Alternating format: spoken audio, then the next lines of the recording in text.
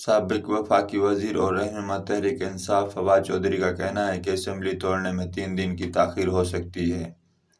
آج نیوز سے گفتگو کرتے ہوئے فواد چودھری نے کہا کہ نون لیگ الیکشن سے بھاگ رہی ہے۔ عدم اعتماد کی وجہ سے اسمبلی تحلیل کرنے میں 3 دن تاخیر ہو سکتی ہے۔ البتہ ہمارے پاس نمبرز پورے ہیں، 72 گھنٹے سے کوئی قیامت نہیں آ جائے گی۔ انہوں نے کہا کہ Pakistan democratic movement PDM dictatorship کے سہارے حکومت میں ہے۔ انہیں عوام کی کوئی حمایت حاصل نہیں، جبکہ فیصلہ عوام کی عدالت میں ہی ہوگا۔ ایک ٹویٹ میں فواد چودھری نے لکھا کہ عدم اعتماد اور اعتماد کے ووٹ کا مقصد الیکشن سے فرار ہے۔ کل تک رانا ثناءاللہ اور احسن اقبال کہتے تھے اسمبلی تحلیل کرو، ہم الیکشن میں جائیں گے، اور آج یہ جوتے چھوڑ کر بھاگ رہے ہیں، لیکن ہم انہیں بھاگنے نہیں دیں گے۔ PTI رہنما کا کہنا تھا کہ عدم اعتماد ناکام ہوگی اور پرویز الہی اسمبلی تحلیل کر دیں گے۔ عوام کا فیصلہ ہی حتمی فیصلہ ہے۔ پنجاب کے لیے ایک اور تاریخی منصوبہ، وزیر اعلیٰ نے منظوری دے دی۔ وزیر اعلیٰ پنجاب چودھری پرویز الہی نے پنجاب کے مختلف شہروں کو موٹر وے سے منسلک کرنے کے Sutlej Indus economic network project کی منظوری دے دی۔ تفصیلات کے مطابق وزیر اعلیٰ پنجاب چودھری پرویز الہی کی زیر صدارت اعلیٰ سطح کا اجلاس ہوا۔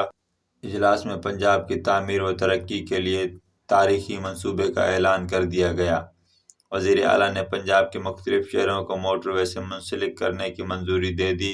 منصوبے سے لاکھوں کاشتکاروں، تاجروں، صنعت کاروں اور سرمایہ کاروں کے لیے ترقی اور خوشحالی کے نئے باب کھلیں گے۔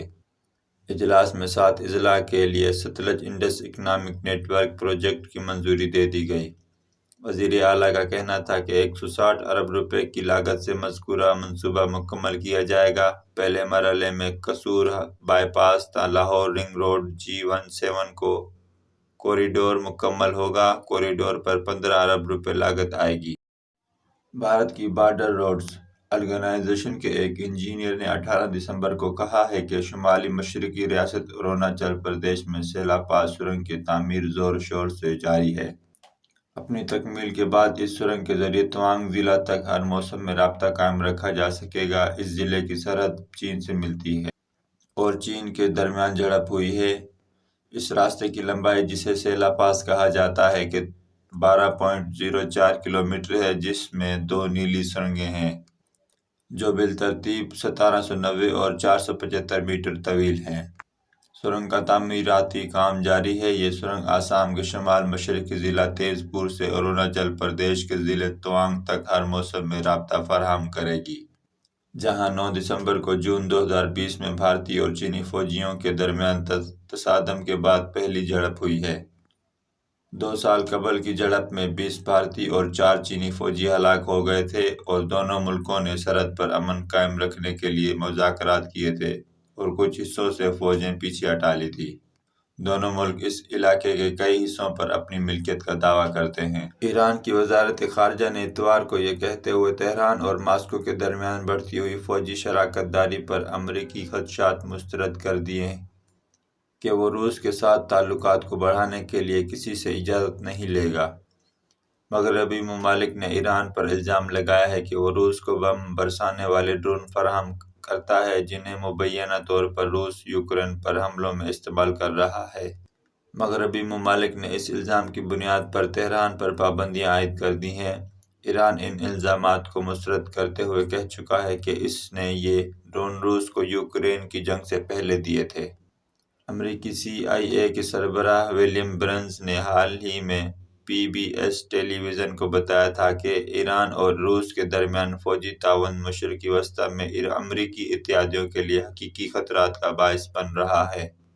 ایران کی وزارت خارجہ کی ترجمان ناصر کنعانی نے ان بیانات کو بے بنیاد قرار دیا اور کہا کہ اس نوعیت کے بیانات ایران کے خلاف امریکہ کی پروپیگنڈا جنگ کا حصہ ہیں۔ کنعانی نے اتوار کو ایک بیان میں کہا تھا کہ ایران اپنے جارحانہ تعلقات کی تشکیل میں آزادانہ طور پر کام کرتا ہے اور کسی سے اجازت نہیں لیتا۔ انہوں نے مزید کہا کہ ایران کی قومی مفادات اس کی پالیسیوں کا تعین کرتے ہیں۔ سانگڑ سے تیل و گیس کے نئے ذخائر دریافت۔ Oil and gas development company limited نے سندھ میں تیل و گیس کے نئے ذخائر دریافت کرنے کا اعلان کر دیا۔ ذرائع کے مطابق oil and gas development company limited GDCL نے صوبہ سندھ میں سانگڑ میں تیل و گیس کے نئے ذخائر کی دریافت کا اعلان کیا ہے۔ OGDCL کی جانب سے پاکستان اسٹاک ایکسچینج کو مراسلہ میں بتایا گیا ہے کہ سانگڑ میں تیل اور گیس کے نئے ذخائر دریافت ہوئے ہیں، جہاں ابتدائی طور پر 2000 بیرل خام تیل یومیہ اور 13 لاکھ مکعب فٹ گیس یومیہ حاصل ہونے کا تخمینہ لگایا گیا ہے۔ ایران کے سرکاری ذرائع ابلاغ کے مطابق پیر کو ملک کے جنوبی مشرقی علاقے میں دہشت گرد حملے میں سیکورٹی فورسز کے 4 اہلکار ہلاک ہو گئے ہیں۔ خبر رساں ادارے AFP کے ایک رپورٹ میں بتایا گیا کہ ایران کے جنوبی مشرقی علاقے میں حکومت مخالف مظاہرے جاری ہیں۔ ایران کی سرکاری نیوز ایجنسی IRNA نے رپورٹ کیا کہ ایران کے پاسداران انقلاب کے اہلکار پاکستان کی سرحد کے قریب واقع صوبہ سیستان بلوچستان کے علاقے سروان میں دہشت گردی کی کارروائی میں مارے گئے۔